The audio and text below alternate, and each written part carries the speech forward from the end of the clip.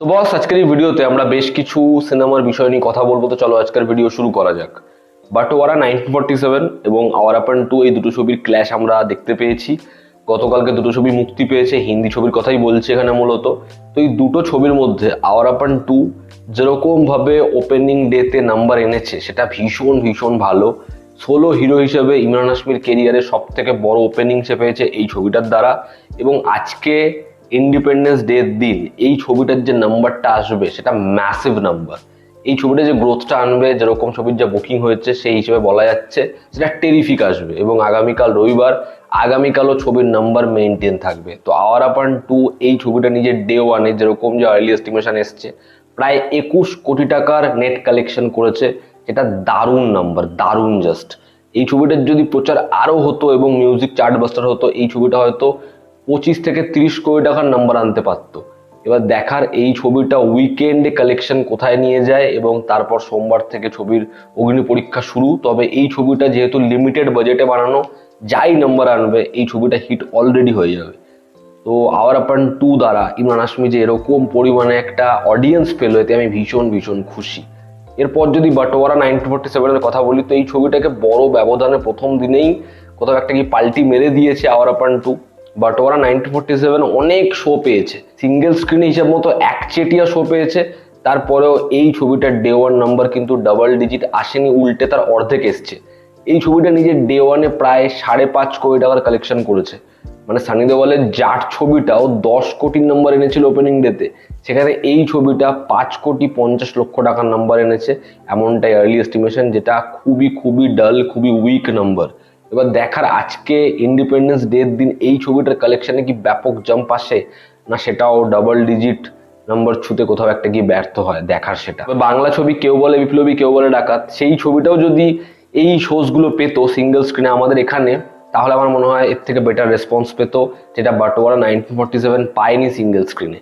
আর কেউ বলে বিপ্লবী কেউ বলে ডাকাতের কালেকশন নিয়ে আমি কোনো কথা বলছি না, তার কারণ আমাদের এখানে ওরকমভাবে তো নেট কালেকশনটা পাওয়া যায় না এবং পেলে সেটা পুরোপুরি অথেন্টিক হয় না, যে কারণে বলছি না। পরবর্তী সময় আপডেট পেলে অবশ্যই জানাবো। এরপর যদি আমরা কথা বলি হচ্ছে দেশু 7-এর আজকে একটা পোস্টার ড্রপ করা হয়েছে। তারা কালকেই আপডেট দিয়েছিল আজকে সকাল 11টার সময় তারা কিছু আনবে। আমি এক্সপেক্ট করেছিলাম কোনো টিজার আসবে বা কোনো ঝলক আসবে, বাট তারা একটা পোস্টার ড্রপ করেছে। ঠিক আছে, এতে কোনো ভুল নেই, তারা টিজার পরেই আনতে পারে, তারা তো প্রচার ভালোই করে, দেবের ছবির প্রচার সবসময় ভালো হয়। এই পোস্টারটার যদি কথা বলি, খুব অনেস্টলি বলছি, পোস্টারটা আমার আহামরি কিছুই লাগেনি। পোস্টারটা আমার জন্য খুবই একটা ওকে ওকে, ঠিক আছে। মানে এই পোস্টারটা কোনো ইমপ্রেশনই ছাড়তে পেরেছে বলে আমার মনে হয় না। এই পোস্টারে তারা দেব এবং শুভশ্রীর প্রিভিয়াস যে কেমিস্ট্রি সেটাকেই আবার অডিয়েন্সের সামনে ফেরাতে চেয়েছে, সেটাকেই ফিরিয়ে আনতে চেয়েছে। তবে ছবির এবার টাইটেলটা রিভিল করা দরকার। মানে দেশু 7 এটা টাইটেল বা এটা যদি ছবির মধ্যে কোনোভাবে ব্যবহার করে ঠিক আছে, না হলে আমার মনে হয় ছবির একটা টাইটেল দরকার রয়েছে। আসলে দেশু 7টা এত পপুলারিটি পেয়ে গেছে যে কারণে হয়তো তারা টাইটেল ভাবতে পারছে না বা ভাবতে চাইছে না। সেক্ষেত্রে তাদের পুরনো কোনো ছবির যদি নাম অ্যাটলিস্ট তারা রিপিট করে সেটাও হয়, কিন্তু দেশু 7 এটা ছবির টাইটেল হিসেবে শুনতে অদ্ভুত লাগছে না?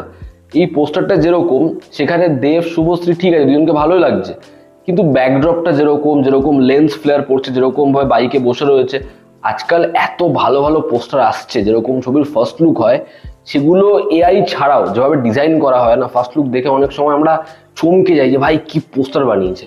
সেখানে এই ছবিটা একটা হার্ডকোর মেইন স্ট্রিম ছবি হবে এই দাবি করছে, এটাতে আমি খুশি। কিন্তু পোস্টারটার মধ্যে কোনো এক্স ফ্যাক্টর নেই যে পোস্টার দেখে বলবো ভাই একটা পোস্টার দেখলাম, সেটা সত্যি বলতে পারছি না। খুবই খুবই একটা মোটামুটি কোনো রকম পোস্টার হয়েছে। দেশু 7-এর থেকে এক্সপেকটেশন বেশি। দেখার পরবর্তী সময় এর অন্যান্য যে কন্টেন্ট আসে সেগুলো কতটা ইমপ্রেসিভ হয়, আশা করছি টিজার ভালো হবে। এখনো অনেকটা সময় রয়েছে, ছবির কাজ জোর কদমে চলছে। দেখার পরবর্তী সময় এই ছবির কন্টেন্ট কেমন হয়। তবে আপাতত এই পোস্টারটা আমার জন্য খুব একটা জমেনি। এরপর যদি আমরা কথা বলি হচ্ছে দৃশ্যম 3 এর টিজার নিয়ে, তো অজয় দেবগনের আমার মনে হয় যে ছবিগুলোর জন্য সব থেকে বেশি হাইপ থাকবে সেটা হচ্ছে আনডাউটেডলি দৃশ্যম 3। তো দৃশ্যম 3 এর টিজার মেকার্সরা ড্রপ করতে চলেছে 10ই সেপ্টেম্বর। এবং এই ছবিটা যেহেতু পুজোর একটু আগে 2 অক্টোবর আসছে, তো এই ছবিটার একটা টানা তারা বড় প্রচার করবে। আর দৃশ্যম 3 এর ক্ষেত্রে ওরকম ভাবে গান আলাদা করে তো ভাইরাল হওয়ার মতো কিছু নেই, এমনি ওই ছবিটার একটা গুডউইল রয়েছে, একটা অডিয়েন্স রয়েছে। তারা একটা টিজার আনবে, সেটার দ্বারা এই ছবির হাইপ এনাফ জেনারেট হয়ে যাবে। তো 10 তারিখ 10ই সেপ্টেম্বর তারা টিজার আনার প্ল্যান করছে এবং সেখান থেকে বড় প্রমোশন শুরু হবে। দেখার অজয় দেবগনের এই ছবিটা হয় কেমন। মালায়ালাম দৃশ্যম 3 আমি দেখেছি, সেটা একটা ঠিক আছে ওরকম টাইপের থ্রিলার হয়েছে, মানে আগের পার্টগুলোর মতো হয়নি। এবার এই ছবিটার মধ্যে হিন্দি ভার্সনটা তারা অনেক কিছু চেঞ্জ করছে। দেখার তারা চেঞ্জ করে দৃশ্যমের যে অডিয়েন্স তাদেরকে স্যাটিসফাই করতে পারে। তো এই ছিল আজকের আপডেট এবং কয়েকটা বিষয় নিয়ে আমরা কথা বললাম। তোমরা যারা দেখেছো এই ভিডিওটা তোমাদের কি অপিনিয়ন জানিও। জনতা আমাদের পাশে আছে, আবার দেখা হচ্ছে, টেক কেয়ার।